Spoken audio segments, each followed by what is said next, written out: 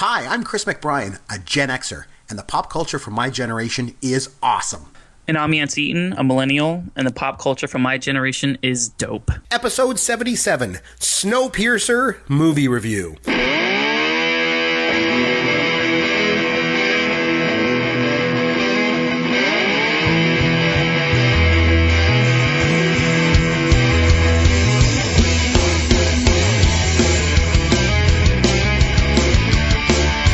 Chris McBrien, that's Yancy Eaton, and this is Pop Culture World, the pop culture podcast for the generations. Yancy, I have a lot of things to get through. Do you mind if I just jump right into things this week? Not at all. I would just like to say hello from Florida. Greetings. And why don't you kick us off with all the banter you got to talk about? I have a bunch of stuff that I made some notes of things I want to go through. Number one, the 2018 Podcast Awards, Yancy, are now open for nominations. And I wanted just to mention, if anybody out there, if you're listening to the show, hopefully that means you enjoy the show. That's maybe why you're listening. And if you do, Yancy and I actually just have a little bit of an ask. And we're just wondering if you could take 1 minute out of your day, go to podcastawards.com and you just click to nominate and you just follow through the process. They'll show you how to do it. You just sign up. It's free. And just to make sure that it's you, they send you a little code. And then you can nominate all your favorite podcasts if they're qualified for the different categories. And we were hoping that you can go to podcastawards.com and nominate Pop Culture World in the entertainment category. And, you know, that's it. It takes a minute. Go do it. Nominate Pop Culture World in the entertainment category. We'll be forever in your debt. They actually, Yancy, call it the Rob Has a Podcast entertainment category. I think because his show won a bunch of years in a row, so they just named the category after the guy because he was just so good at, winning that category. But yeah, and while you're there, and you nominate hopefully Pop Culture World in the entertainment category, there's a couple of our friends that are also, eligible. And I want to give them a shout out. Movies Unhacked is a show I really, really like to listen to. And I say, if you can, consider them in TV and film. Our good buddies, Yancy, over at Friends with Fantasy Benefits are up in the sports category, so maybe give them a nom. And over in the People's Choice Award, the Sleeper and the Bust. Many of our good friends are there. There's Paul Sporer and Justin Mason, Jason Klett, and Sammy's been a guest on that show before too, hasn't he? Yeah, multiple times. Yeah. So consider those guys when you're at the podcastawards.com. Let me just say this really quickly. Sure. We were nominated last year. We were named as finalists, which took you and I both by surprise.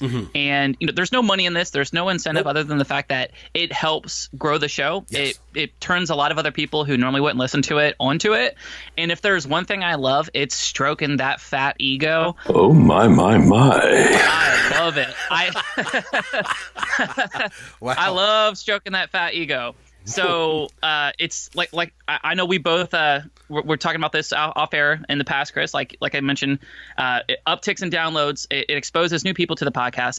It helps kind of build more of an audience, and that may seem like really superficial to a lot of people who are just listening to this, purely for entertainment. But it just helps out in so many different ways, and it helps us, deliver our show better because once you have a broader audience, you're not just catering to like a smaller, portion of people. It becomes a more worldly and progressive podcast. You get a lot more different viewpoints and more feedback, and overall, it just becomes a better show. So I don't mind shilling. You don't mind shilling.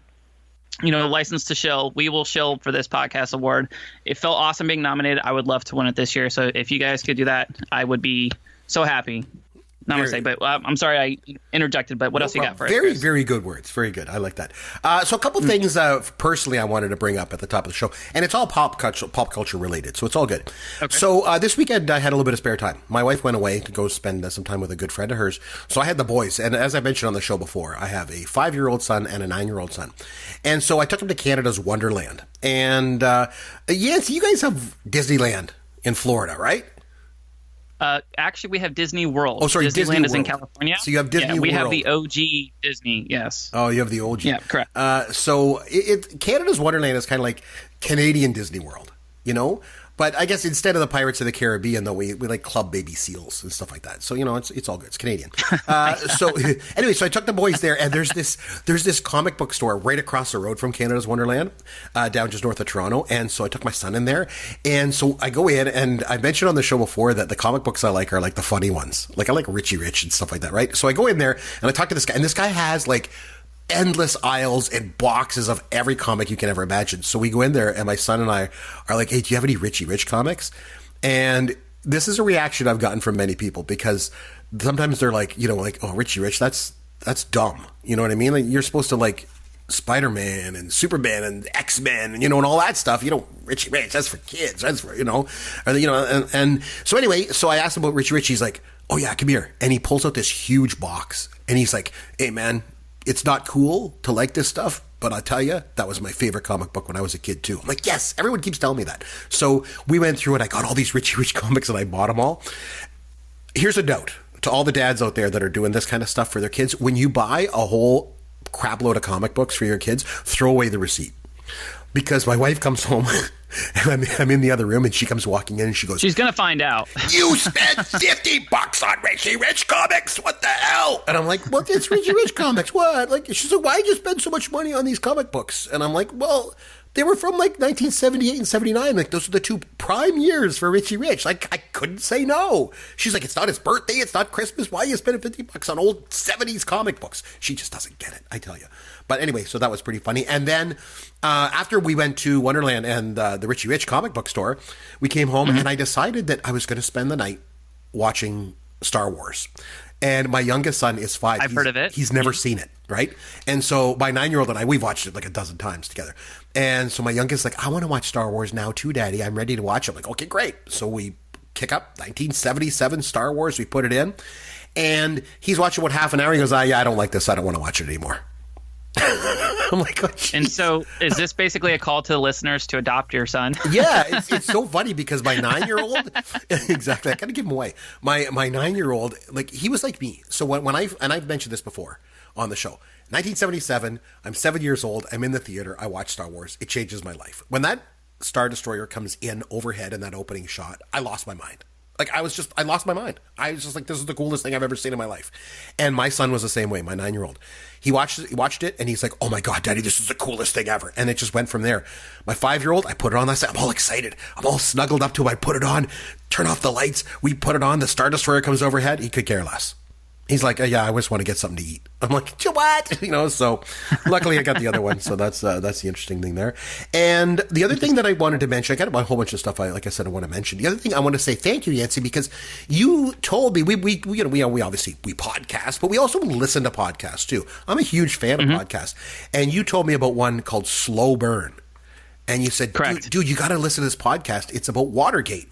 And so I'm just fascinated by politics, as you know, and especially Watergate and especially what's going on now in the United States. And so I listened to this show. I listened to the first 4 or 5 episodes. Oh my God, is it ever good? That was a good recommendation, Yancy. I really like it. I'm really surprised because, podcasts, they take time. And I know, like you've mentioned, with your commute and stuff, you only have a certain amount of time that you can just like plug in and listen to something separately. And, podcasting and talking about Watergate isn't something, that's exactly kid friendly or kid enjoyable. So the fact that you actually like set some time aside and actually listen to it, I'm pretty impressed. I'm glad that you liked it. I knew it's one of those things where I know you've probably experienced this a lot, Chris, when you're recommending like pop culture to other people, where you're like, listen, you have to see it because if they actually take the time and invest in it, they will enjoy it. But it's trying to get people, to get on board in the first place. That's where the friction always arises. But I'm glad that you listened to it. I'm glad that you liked it. Did you listen to all the episodes in the show? Not yet. I think I'm still on the 3rd episode. Okay. It's one of those things where I don't like most podcasts I listen to on like 1.5x or 2x speed, right. But I want to actually listen to that like a little bit. I think I'm on episode 5 and I just got through a little bit driving of it. Or anything like that. So right. Sorry. I'm on about episode 5 and I'm really, really enjoying it. And I'm finding it fascinating because, as I mentioned, like I don't know if I ever told you, I was a political science major in university. And so I've always been fascinated by politics, and the parallels to what's happening now with Watergate are just so evident right from the beginning. When things started coming out about what was going on in your country, I'm like, this is just like Watergate. It's just this exact same thing, right? And the parallels are unbelievable, and that's what he's drawing, he's connecting the dots there in the podcast. Like, even the fact that, like when Watergate first came out, nobody cared. Lots of people still supported Nixon. They were like, it's just a witch hunt. They're just after him. And meanwhile, like, you realize there's a lot more going on than you thought. The parallels are just so incredibly, they're just so strong to what's happening now. I find it so, it's just an engaging show. And the host of it has definitely an engaging manner. So anyway, lots of stuff to talk about. But the real reason why we're here is our movie this week. So are you ready to get started? I'm ready. Let's do it. Okay, here we go.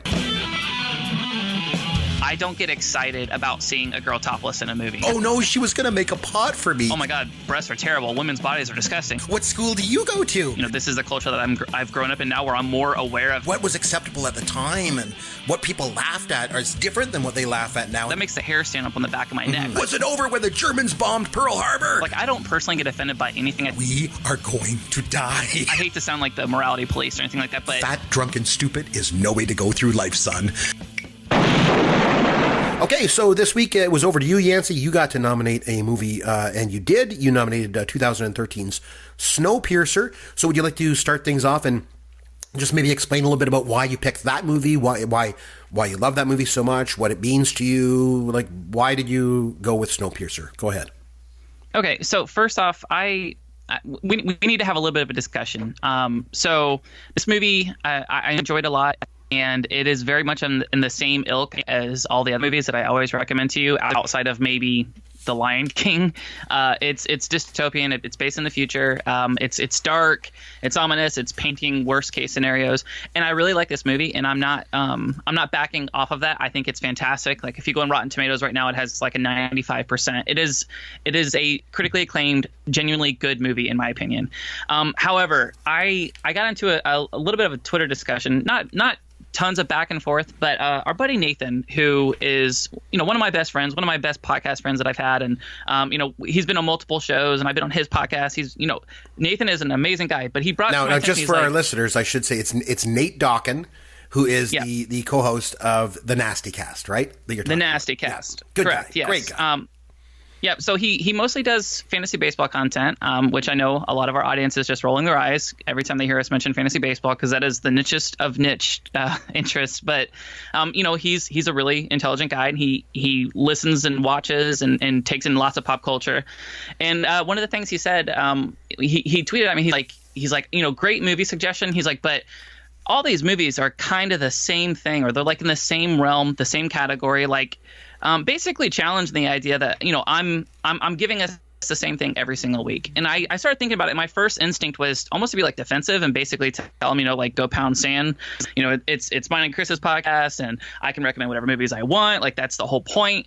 But then the more I thought about it, it was almost like a mea culpa on my part, where it's not just about that. Because if it were just about me talking about movies that I wanted to talk about, it would be a one-person show, and it wouldn't be you pushing stuff to me. It would just be, hey, let's watch Yancy's movies. The whole idea is to kind of, broaden your horizons and be exposed to different things.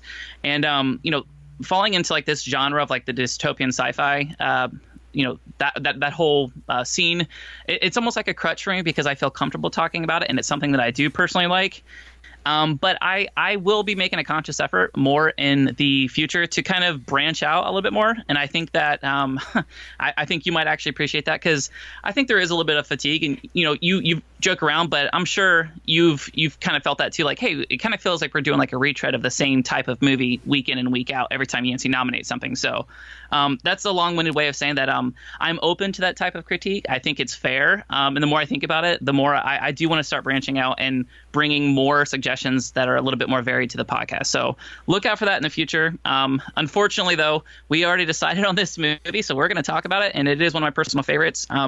It's a really smart movie, Chris. It came out in 2013. This is the same guy that wrote and directed The Host, which I don't know if you saw that.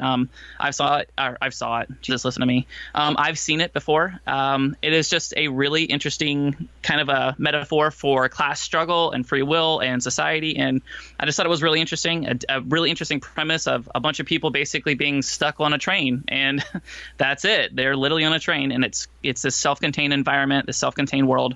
I'm really curious about what your thoughts are on this. I feel like you're going to go immediately towards I understand what they're saying, and I know that you're going to be able to articulate everything that they're trying to say, but my heart tells me that you're still going to think it's dumb. So what did you think about Snowpiercer? Let me start by saying Nate Dokken is my new best friend. Yeah, because I've been saying that since the beginning, Yancy. I'm like, what, another dystopian future? Remember, every time I tell you, like, every week will be like, my wife will say, what movie do you have to watch for the podcast this week? And I'll tell her, and then she immediately goes on to IMDb. In a dystopian world, she's like, my God, another one? I'm like, I know. Like, it's like every week it's the same thing. So I think Nate Dokken did say it best, because I remember him. He was like, Yancy, how about nominating a film that doesn't take place in space or doesn't have to do with a dystopian future. And so I like Nate. Nate's a good guy. And that's fair. That is fair. You know, like your first instinct is always to be on the defensive, but then I was like, actually, he's 100% correct. And you have to think, like, we're not just doing this for ourselves. We are doing this because we have listeners who want to enjoy this. So it might actually be for the better of the entire listenership if I do mix it up a little bit. But what else were you saying, Chris? No, I was just going to say, I've been podcasting now for 6 years. And throughout that period of time, I've received a lot of negative feedback. Let me tell you, it's all good. And that's the stuff that immediately it kind of hurts right away because you almost want to get defensive. And then that's been the best feedback that I've ever gotten. Not that I'm saying that people should give me more negative feedback. I get lots of it. But it was just that when I get the negative feedback, it's like, oh, you know what? There's some truth to that. You know what I mean? Like, you know, I'm doing this too much or I'm not doing that. Especially when I first started, I was really raw and I was really, really, really crappy. And now it's the good crap, I guess. You know, I'm still crappy, but it's better. So I understand like where you're at with that, but it's definitely sometimes it's worth hearing. And, you know, hopefully that'll change things up a little bit in terms of your movie choices as we go forward. So for that reason, I love you, Nathan Dokken. Good work. Okay, I'm going to say this, Snowpiercer. It's a one-word movie title, and I think it deserves a one-word movie review. Piercer. Yancy, that's a reference to Spinal Tap, by the way. They did an album called Shark Sandwich. And remember Marty DeBerge mentions the two-word review sandwich. Okay. Yeah. You know, anyway, so yeah, I didn't like it. And you know, it's funny. It started off at the beginning and I thought, oh, there's a little bit of hope here. I thought, oh, there's some promise to this movie. When they took the guy's arm and they put it outside the train and froze it and then like smashed it. And I was like, oh my God. And then I thought it was interesting when they came in and they started tearing the children away. And that hit a little bit close to home with what's going on in, you know, in your country right now, Yancy. So it was the start of the movie I thought was promising. I thought, oh, there's something going on here. But then it just went downhill from there. Like it was just, I don't even know where to start. Octavia Spencer is in it.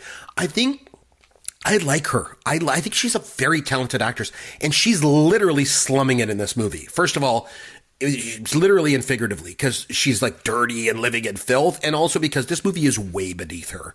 And I know I'm going to be in the minority on this because I've gone online, I've done the research, I've seen what people are saying about this movie. It's highly rated. It gets great ratings. The critics love it. People love it. I didn't love it. I thought, like I say, Octavia Spencer, I thought she was just in the wrong movie. Chris Evans. So this is the interesting thing. So Chris Evans comes in, and I think this guy has zero charisma. Like he's completely forgettable. And just as I'm thinking this, my wife turns to me and she says, the only reason I'm still watching this movie is because of that hot guy. I'm like, okay, well, maybe I was wrong. You know, maybe he does have some charisma. But I just thought, oh, God, it just started off on the wrong thing. The CGI stuff, man, I got to tell you. I know I'm the old man yelling at people to get off my lawn. But I mean, I just went back, as I said at the top of the show, just went back and watched 1977 Star Wars. And the special effects in the original Star Wars are just so unbelievably good. The Star Destroyer coming in over the head, the planets, like just everything is just so right. And it really punches it up because the one that we watched was the special edition where they added in CGI crap. And every time there's CGI in the movie, it stands out like a sore thumb. It just looks wrong. It looks dumb. And the reason I'm mentioning that is because when I watch Snowpiercer, the CGI in it just throws me off. The train, it looks all fake and dumb. And then remember when there was bugs were all getting shredded up for like those protein jello bars or whatever, like the bugs are getting all mashed up. They all look fake as hell. Like it had some lousy CGI going. Like Yancy, I mean, it wasn't like The Rock in the Scorpion King bad, but I thought the CGI in this movie was really bad. The movie overall, the premise is just a rehash of stuff I've seen a bunch of times before. I didn't feel it brought anything new. And I thought, like, I felt, and maybe this was thematically what they were trying to do, like, those people are trapped in this train. I felt like I was trapped in there with them for 2 hours, and it's 2 hours of my life that I will never get back. I really didn't like this movie. I'm sorry. Man, what does one say to that? That was such a succinct takedown of my movie. I've got more. Don't worry. Oh, I know you do. I'm just trying to think of like how can I like formulate like any sort of rebuttal. Like what we have here is a failure to communicate, right? Mm-hmm. cool hand Luke it just a little bit. So Yes. I understand what you're saying about some of the CGI effects. I'm not going to argue with that. If you think it looks fake, then by all means, like if that's taking away from the movie and that acts as some sort of distraction to what's actually supposed to be taking place. CGI is supposed to enhance and basically like assimilate itself into the movie itself and complement it and not be like the sole thing that's diverting your attention. So you definitely have a point there. Like there are some scenes where like it almost looks like a drone shot of like like an aerial view of looking down the plane, and the plane does not even look remotely real. Or like you mentioned, like the bugs looking down. I hope everybody has seen this movie because none of this stuff's going to make sense to you. But basically, this is a post-apocalyptic world. This is in like I think year 2031. They all of humanity that is left. It's a few hundred or a few thousand people. It doesn't really say exactly how many, but they're all living on this train. It is a self-contained train with several different what's the word I'm thinking of? Cabin cars, basically, and they're all partitioned off. The poor people live in the back, and society changes just like you would see in the world. There's different hierarchies and structures and everything. Well, like what Chris was mentioning with the bugs, basically the people that live in the very back, they eat a protein bar that is ground up cockroaches and lizards and crickets and stuff. It's really disgusting. So that's kind of like the haves versus the have-nots. And, the CGI in that is pretty awful. I'm not going to lie. Like they could have done better with just actual bugs. And sorry, where do they get the bugs from? It's a frozen world out there, right? Because the earth is frozen over. Where are these bugs coming from? Where do they keep getting them from to mash them up into Jello? Well, like I mentioned, it's they're on a self-contained. freaking train. It's just like a terrarium. It's self-contained, so they can replenish those things. They can grow them. It even talks about in the movie how the front of the train, that's where they collect the water. As the Snowpiercer is bursting through ice and snow that is fallen on the tracks, it's collecting that snow, melting it into melting it into water, and then that water is repurposed into growing these insects. And insects multiply incredibly fast. They're excellent sources of protein. This train is designed in every sense for balance. And so what one of the main themes is it talks about how there's always going to be like an ordained set. There's always going to be poor people. There are always going to be rich people. There really is no such thing as upward mobility. There's no making your own way. Everything is ordained, and that's just the way it is. And it tackles the idea of that not being fair at all. But I don't even know like where to go with this. But there's just so many different things that like it's trying to say with this. And I think the fact that it's just – I think you get caught up on the fact that it's just like a sci-fi movie where like everybody's on a train, and what in reality it's trying to say a lot more. Where like Chris Evans' character is supposed to be made out as Curtis, as like this hero, like the dude who's going to free all these poor people from the back as they try to push the way to the front of the train, and they're going to try to overtake power and fight for their sense of upward mobility and free will and autonomy. In reality, though, like this is a guy who we find out has done like some really, really heinous things. Like he's actually pretty flawed himself. And then him trying to reconcile the fact that he's also not perfect and that everybody in their own sense is kind of only looking out for their best interests. Like he had an opportunity to save his best friend's life, or basically go after, some other woman who was in charge of the train and seek vengeance on her. And he chooses to go after the woman. It kind of shows, there's a lot more going on to this than meets the eye. Every single character has like multiple sets of motivations, and there's a duality about it that I think is really, really smart. I don't know. Like I said, I think we're at an impasse, Chris, when it comes to these movies, and it's not like I'm exasperated or I don't want to keep doing it, but I think it is good that we kind of turn a new leaf and take like the podcast like in a different chapter, because we're kind of like rehashing like the same conversations every single week, and mostly like this is my fault where I would mention like, oh, we're watching like, all of your like college humor movies, we would watch 3 or 4 of them. And I'm like, that's not really my style. And so what do? You recommend The Killing Fields, which is legitimately one of the best movies I've ever seen in my entire life. But it was completely different, but still excellent in a completely different way as well. And like with me, though, like I haven't really adjusted. I haven't really, changed the way, despite like you constantly giving me like feedback like all the time about how you feel about particular movies. And I don't know. I just feel like we've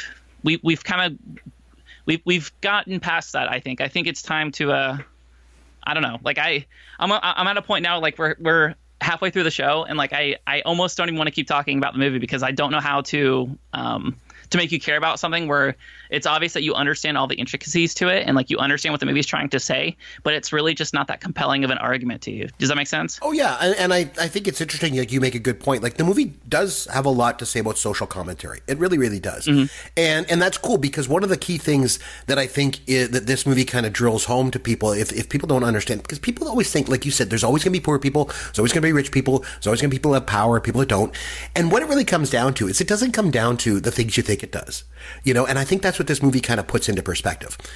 It doesn't come down to like who has more money, who has money, who doesn't have money. You know what it comes down to? It comes down to one thing: access. That's all it is. Whoever has access to the water has access to the power. Whoever has access to the front of the train has access to the power. And that's what life is all about. It's that poor people aren't poor because they don't have access to, or they don't have more money. It's because they don't have access to things. They don't have access to things to be able to provide solutions to their problems. So it's all about access. You need access to people. Who are the people that get the jobs in this world? People that know people that have access, right? And so that is kind of put into a nutshell in this movie. So from a social commentary point of view, I get it. It's all cool. Going back to my wife, I remember I mentioned every week I've got to like convince her to watch the movie. Because like I said, she goes on IMDb literally and she's like, another dystopian future movie. Come on. I'm like, come on, you got to watch it with me. And about 15 minutes into the movie, she just turns to me and she goes, this movie is f***ed up. She probably went on to say that 5 more times. And she was, by the way, she was also cursing your name, Yancy, because like I've totally blown it with my wife now when it comes to convincing her to watch anything with me anymore. So thanks a lot for that, by the way. So I have some questions about this movie that I would like to ask you. Yeah, sure. And it kind of goes back to what you were saying. And by the way, I'm very, very proud of you, young man, with the approach that you're taking here. While you're saying, you know what, maybe it's time to turn over a new leaf. Maybe it's time to try some different things. And like I did that early on too. And when we first started doing the podcast, I did throw a lot of those kind of sophomore college movies that I love a lot, like Revenge of the Nerds and stuff like that, and Airplane and Blazing Saddles, because I really love those movies a lot. And I really wanted you to see them because I wanted a millennial's take on that kind of humor, how it fits into the world today. But then, I kind of turned things up because we did Jaws and One Flew Over the Cuckoo's Nest, and I've really tried to mix things up a lot. And just movies that just I really, really love and that mean a lot to me and mean a lot to Gen X is what I've always try to throw at you.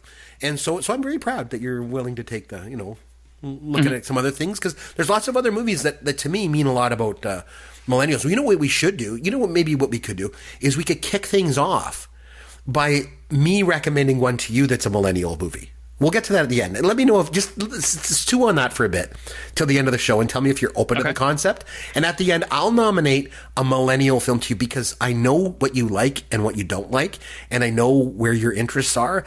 And I think I have a movie that I would like you to watch. It's a millennial film that you have not seen. And think about that. Okay? And so when we get to the end of the show, let me know if you think that's cool. And I'll nominate a millennial film for you to watch that you haven't seen yet. We'll kind of flip things on its head. But anyway, the question that I have is, we talk often on this show about the rewatchability of movies. And the thing that strikes me, and I go through this, it's like a broken record, I know that, but this really struck home with me watching this movie. How could you watch this movie more than once? And I'm not trying to be like a jerk. I'm not trying to, I honestly, I'm not sure I could watch that movie again. So what is it about that movie that you'd like to watch more than once? Like, what is it about the film that gets you? Because I could answer, I could take a half an hour to tell you why I watch Revenge of the Nerds a million times. But I'm curious to know why you would watch Snowpiercer more than once. I think it's just the little pieces of dialogue and like the single lines that certain characters have. And how characters are introduced and then taken away from you really quickly, but you think that they're just throwaway characters when in actuality they're saying something very specific. Like I'll give you an example: the older couple, whenever the people walk up to the to this whole group of people and say, "Does anybody play a violin?" And everybody, nobody says anything. And finally, an old man walks up and he's like, "Yeah, I was a first chair for this major symphony in a past life." And everybody looks at him like, like this disgusting, just. He looks like a homeless old man, dirty and just disheveled, everything. He's like, yeah, of course I could play. And then so you see him later in the film where he's completely clean cut and, like a full tuxedo, and he can play the piss out of a violin. And it seems like such a throwaway, but it's kind of telling you oh, okay, like there is so much more to people than their upbringing, than their surroundings, than whatever, habitat sounds a little impersonal, but whatever situation a person is in, it is very easy and very possible to pigeonhole them in that and to see them just as that. Like I grew up in Florida, and Florida kind of has like this reputation as being this really ass backwards, kind of crazy as hell state, and most of that is warranted. But some of there are a lot of really amazing, intelligent people that come from Florida. It is a hodgepodge of all these different places, but don't pigeonhole somebody because of that, and appearances especially. So like that was one little line that almost seemed like a throwaway that was really forgettable, but was trying to harken back to the point that like you mentioned access and stuff. The only thing that was keeping that guy from, being at the front of the train and being in a much higher status was the fact that he got put in the back of the train. There wasn't an intelligence deficiency. There wasn't a skill or talent or artistic deficiency. It was simply the access that he had to the front versus the back of the train. So there's little things like that it says with these characters and their interactions that I just think is super, super interesting.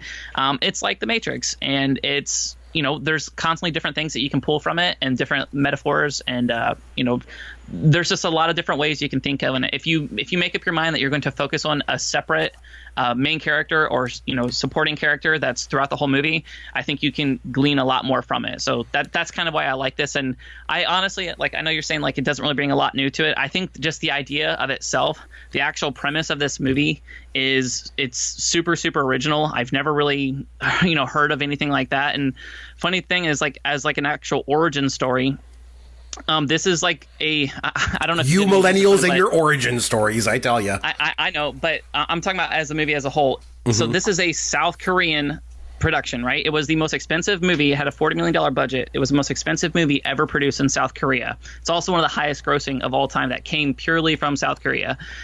So it's a South Korean sci-fi post-apocalyptic, I can talk, action film, but it's based on a French graphic novel.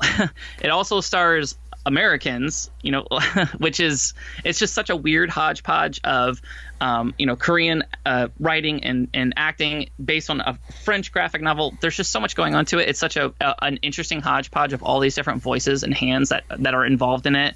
And somehow, to me, I think it all coalesces really nicely and makes just like a really interesting piece of art. But that's like the main feelings that I have. Yeah, your take on movies rewatchability is just so starkly different than mine. My take on watching a movie and over again is like comfort food. It's familiar, and it's just fun to go there again, and it's just very comforting. It's comforting to watch Back to the Future again because I've seen it before, and it's a comfort food kind of thing. Your take? Can I? What's that? Can I just attack that really quickly? Of course. Not to cut you off? Yep. So this let's let the audience in. I'm so not good at podcasting or radio or speaking in good points and then kicking it back to you. We talk about this a lot, okay? There's a little bit of like an intimidation factor every time I get on a podcast because I cannot make it free flowing like you can make it, okay? What am I trying to say with this? So we're just having a conversation though. It seems like it's going good. So as you just mentioned, like you're talking about what you get out of it is like comfort food and stuff, and how your viewing experience differs so much from mine. And that's 100% true. If there is one thing that I absolutely cannot handle, I cannot take, it is being comfortable, and it is the same experience. That's not a knock on you. That's not a knock on anybody else. But that's just your thing. Yeah. Yeah. My greatest fear in life is comfort, complacency, a routine. I'm mired in a routine in my professional life. My schedule's all over the place, but I've worked in the same job for 12 and a half years, since I was a child, almost like 18 years old. And the idea that like I'm going to indulge in the types of pop culture that are familiar and comforting to me and are the same thing. And I know what to expect and I know what to think. And like, I'm going to watch this comedy and I'm going to laugh at the same jokes every single time I see the movie. And there, it's all at surface level. And I'm not really thinking about like, what else was this, the director trying to say, or, are there things more to this than meets the eye? Like that whole movie going experience is so vastly different to me. And, it's hard to find that much depth and complexity, to to Airplane, a comedy that even I admitted that I loved, but how you say, like, I love the comfort movies and I could watch them over and over again.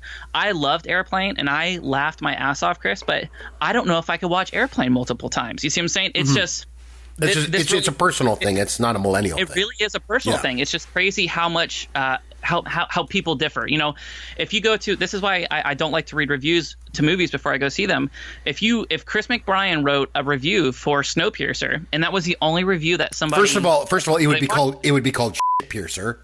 Pierce. Yeah.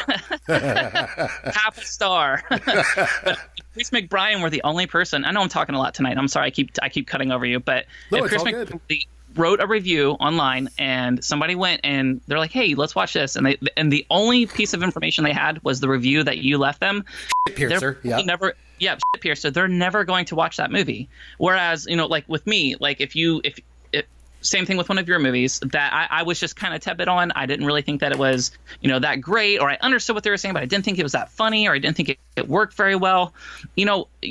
Two different types of people getting that one review, like you're shutting out an entire populace of people who are, their taste may be different, but 95% of people on Rotten Tomatoes like this movie. You see what I'm saying? Mm-hmm. So in a way, like, I'm in the minority. I know.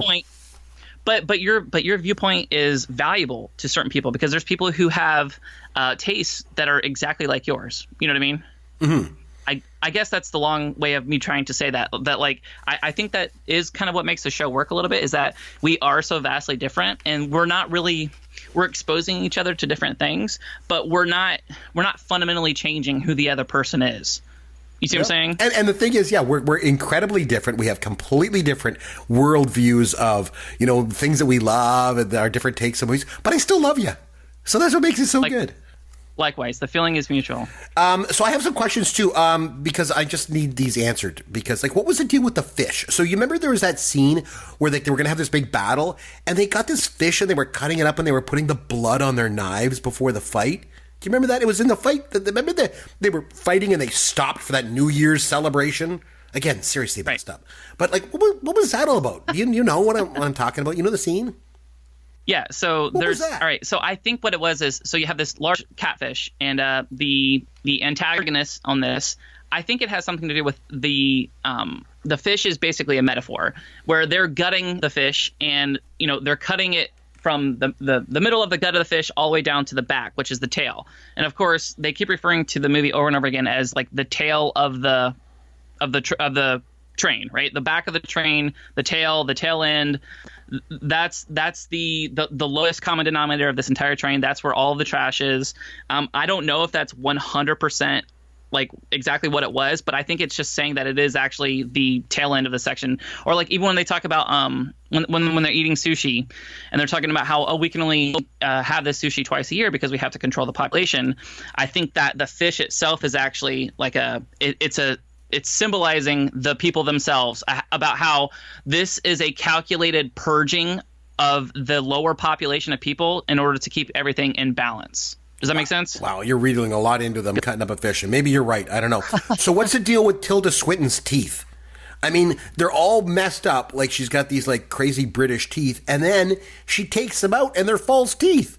So, I mean, if you're going to get false teeth put in, why would you get a set of teeth that makes you look like Sloth from the Goonies? Speaking of which, by the way, man, I really miss reviewing a good movie like that one. Oh, those were the days. But anyway, no. So what was the deal with that? Like, that seemed really odd to me too. Like, I don't know if you have an answer for that. And the other thing that struck me as being really weird was when they're working their way up to the front of the train, right? And they're going through all these cars, and then they all of a sudden come across this like rave party. And it's again, I think it was another moment when my wife turned to me and was like, "Man, this movie is up," So there was just so many weird parts. I really hate to say it, like, it's 2 hours of my life that I will never get back. That's what I think. I mean, and then there was the scene at the end. I remember they make the train crash. The train crashes, and then the screen goes black and silent, and there's a long pause. And I was like, oh, thank God, the movie's over. The torture stops. And then I'm like, it's finally mercifully over. And then, oh no, there's more. It just keeps going. I'm like, oh man, it's literally the stupidest movie I've ever seen in my life. And then the end of the movie I want to know about, because they get off the train and there's a polar bear there. And I know you like these like open-ended movie endings where things are kind of left open to interpretation. So I'm curious to know what's your take on the end of the movie with the polar bear? What does that mean to you? Well, just to backtrack just a little bit, I think the rave that you saw them walking through, they're basically just trying to show like the level of involvement and struggle that people have in life. So whereas you have one class in the back of the train that is literally eating protein bars that are ground up bugs, they live in complete just filth and everything. Like their lives are as just decrepit as humanly possible. Whereas you have other people just hundreds of feet away. I mean, it really is like a perfect metaphor for life where, there's people just 100 feet away on the same train living in excess, and literally they're preoccupied with dancing and music and doing drugs and going to raves. And I think it's literally just showing that like there's this whole world going around people, and there's your involvement with like the plight of people below you is totally up to you, kind of thing. I think that's what it was trying to say. Yeah. As far as Mason's teeth being taken out, I guess that has something to do with the fact that like she kept saying things and then being called out on those things, or as they keep pushing through the train and stuff keeps happening, or like the guy shows up with eggs and all of a sudden there's guns and it's basically, I think it's saying that like she says one thing and she does another. There's kind of like this duality to everything that she says, and she's not being completely truthful. So it's almost like everything that's coming out of her mouth is fake, if that makes sense. That's how I interpreted it. Like, and then you literally see that she takes out her dentures, which I didn't realize, but she actually wears dentures. Those are real. Never knew that, but I think that's just like a testament to, like I said, that she's playing a part, that everything that comes out of her mouth is fabricated. It's something that is calculated, and she's trying to convey an image or a thought that may not necessarily be true, and it's not how things really are. Yeah, but why wouldn't she just have, like, if she's going to get dentures, why wouldn't she have them that makes her teeth look good, not all crooked and brown and like, anyway. Just that that was the thing. That was my takeaway from it. So what about the polar bear? Tell me what you think about the polar bear ending. I'm dying to know. About the polar bear, so they talk about how the other Asian gentleman that's in the movie, that is like the guy that's breaking through the doors and stuff. Right. He does talk about how every single year they cross this one bridge at the exact same time, and everybody counts down from 10. It's like the new year. They know it takes exactly a year to traverse the entire rail system and go all the way around the world. So he says that every single year he looks down below this bridge where there was a plane crash, and several years ago, 10, 15 years ago, all he saw was the very, the highest wing tipping out of the snow. And then each year he sees more and more, which shows that, hey, the snow is melting. The earth is gradually, coming back down from like this torrential freezing that occurred and killed off a lot of life. And he talks about how, the Inuits and the Eskimo, like they were able to survive and stuff like that. And they got out of the train and tried to flee. And, they weren't strong enough, but eventually they would be. And then he talks about how, there are things out there that can survive that. And he believes that they can. And like basically that while people think that it's their destiny to remain inside the train, that polar bear is a testament to the fact that life can and will prevail. It will survive outside of this controlled condition. So it's like that's what I thought. That's what I thought when I saw it. Yeah. Yeah, so it's just showing it's like, hey, listen, like life goes on. Like there is life out here. Like if you're willing to accept it and you take on this challenge, like it will happen. I love the fact that I know you hate like the ambiguous ending, but I love the ambiguous ending. I love that you can make that whatever you want. Like, do they walk out and then 15 minutes later they die in the snow, or is it something where they're going to find a way for themselves? Are they going to make it? That polar bear is a symbol of life. Free will and just life in general. Of life goes on. So and I kind of thought that when I saw that's the closing scene, right? They walk out, they see the polar bear, and I thought right away, Yancy's take on this, and I think most people's take on this when they see the movie, they realize that means the planet can sustain life. Life can find a way on this planet. But that's not my take on the end of the movie. My take on the end of the movie was they walk out, they see the polar bear eats them. Okay? Like, tell me, like, that's, like, you walk out, there's a polar bear there, there's hardly any other life on the planet, the polar bear is going to be friggin' hungry, he's going to see them, that polar bear is taking them down. That was my take. I was like, they're going to get eaten by the polar bear. Another beautiful metaphor for life, Chris. If that were the case, it would have been a fitting end for the movie. They deserve to die because they put me the torture and the pain that they put me through. They should have been mauled to death by that polar bear. Now that would have been a cool ending. That's the way it should have gone. What was your rating out of 10 for the movie? What would you give it out of 10? So originality, I think it's there. On a limited budget, I think there's a lot of really, really cool stuff with this. From stylistic preferences, there's a little, there's some things that they could have done here and there to make it look a little better. Like you mentioned, like some of the CGI that's a little questionable. Some of the casting was a little awkward in this. Some of the acting was a little awkward. By no means is this a perfect science fiction movie. Hence why I've recommended, at this point, dozens before this one. It's a movie I like a lot, but I wouldn't put it on the pantheon of like the greatest science fiction movies of all time. But from the last 10 to 15 years, I think it cracks, like the top 100 movies. I would give this like a solid like 7.8, 7.9, not quite an 8, but definitely above average, definitely well thought out. I mean, like we mentioned at the top of the show, critically acclaimed. The audiences loved it. You aside, I think most people would enjoy this movie and they could get a lot out of it. But I think it's just a really original. I didn't even tell you this, but I had never seen an advertisement for this. I didn't see it in theaters. I had never even heard of it. I just happened to see it suggested on Netflix a couple of years ago. Like it just popped up, like almost like one of those like straight to DVD movies. And by some, act of God, I decided to actually sit down and watch it, thinking that it looked like a stupid, cheesy, low budget, just garbage B movie, like straight to DVD B movie, and was pleasantly surprised with how smart and just original it was. So I'll give it like a 7.9, and definitely some room for improvement, but overall a really, really solid science fiction movie. Well, before I give my rating for the movie, I wanted to share a little story. So the other weekend, you had given me the movie to watch, and whatever, I watched it. And then my wife and I had a chance to go away for a night. We had a night alone. My parents came and looked after the kids, and my wife and I got to go away to Toronto. We went down, we saw a Blue Jays game, we got a hotel, it was great. We get back to the hotel room, get in the room, I turn the TV on after the Jays game. We get back to our room, I turn the TV on, and guess what's on TV? Snowpiercer is on TV. Oh, yeah. I was like, oh, no. And she's like, you've got to be kidding me. I'm like, I know. And then the funniest thing is like, about 10 seconds later, I get a text, and it's from Caveman. And Caveman goes, hey, man, Snowpiercer's on TV. I said, I know.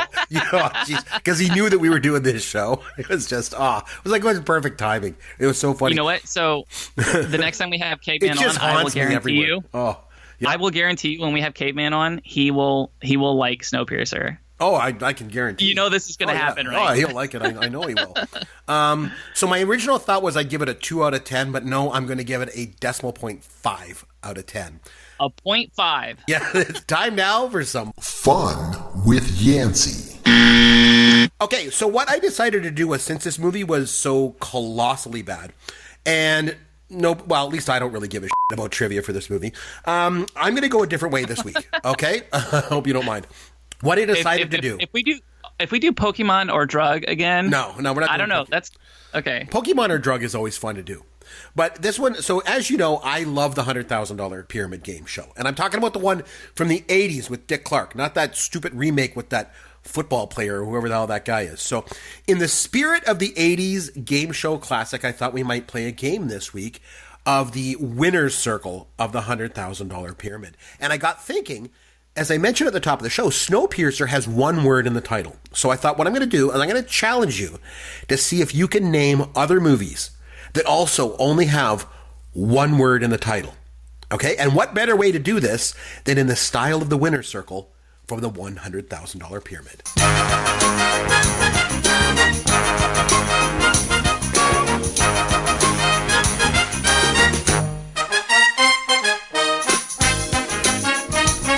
Okay, so this is how it works, Yancy. I'm going to give you clues, and all you have to do is name the movie that has a one-word title. Super easy, right? I give you the clues. It sounds easy in theory. It's nice and easy. In theory, it's simple. I give you clues, you name the movie, and just keep in the back of your mind, the movie has one word in the title, okay? Are you ready? Okay. I'm ready. Go. Ship.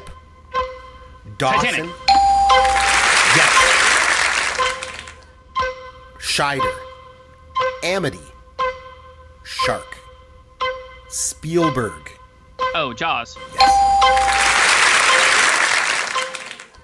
Ridley Scott. Space. Creature. Alien. Musical. Rydell High. Pink Ladies. Grease. Burt Reynolds. John Voight. Ned Beatty. Redneck Ned Beatty. Ned Beatty in the ass. River Trip. Banjos. Banjos. River Trip. John Voight. John yes, Voight. Why can't I think of the name of this movie? Pass. Shitty movie. Crap. Boring. Snowpiercer. Yes, you got it. Yay. You want to go back to what Deliverance. You yes, Deliverance.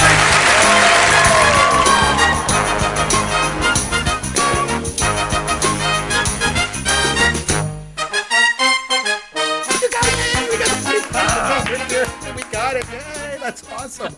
Oh, man, you got them all. We made it to the top of the pyramid, and you got the money. You made me watch them. I'm the one that should get the $100,000 for having to watch this crappy movie. So what I thought was for next show, we don't have a movie lined up because we're going to go back to, our other format, which we do. We do a movie of yours, a movie of mine, and then we do like a random topic.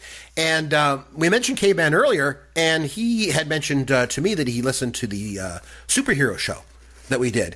And he said that he wanted to come on and he wanted to do Superheroes Revisited. So we'd like to come on because I think he's a big fan of superhero movies. I don't like them. You didn't really necessarily like superhero movies either. And I think he wanted to come in and maybe defend the genre. I don't know. He just said, I want to come on and talk about superhero movies with you guys.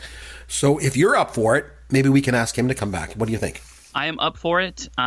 We knew this was coming. We knew he would take umbrage with the fact that we besmirch comic book movies. Right. I see him like on Facebook going to conventions and seminars and, public speaking engagements for comic book movies and stuff. So I imagine he has quite a lot to say. So let's bring it. Okay. So we'll bring him on for sure. We'll get him to do that. And like I said, we'll put that together. I'll get him on as soon as possible. And then he's always a great guest. Always does a good job when he comes on here. So we'll talk about superhero movies again. We'll rehash those out a little bit, get his take on things, and maybe defend our stance in the process. So that's it. It's time to wrap things up. So if anybody wants to reach us, you can get us on Twitter at @CMcBrien or at Yancy Eaton. Head over to popgoesyourworld.com. All of our information's on there. As I mentioned at the top of the show, think about going to podcastawards.com and nominate Pop Goes Your World in the entertainment category. If you have 1 minute, it's all it takes. Like Yancy said, it really, really helps us out around here, spreading the word of the show. Until next time, this is Chris McBrien for Yancy Eaton, saying thanks for listening to Pop Goes Your World, the pop culture podcast for the generations. Thank you for listening to the Pop Goes Your World podcast. Continue the conversation on Twitter at @CMcBrien or at Yancy Eaton. Please consider leaving a review for the podcast on iTunes or wherever you download and listen to the show.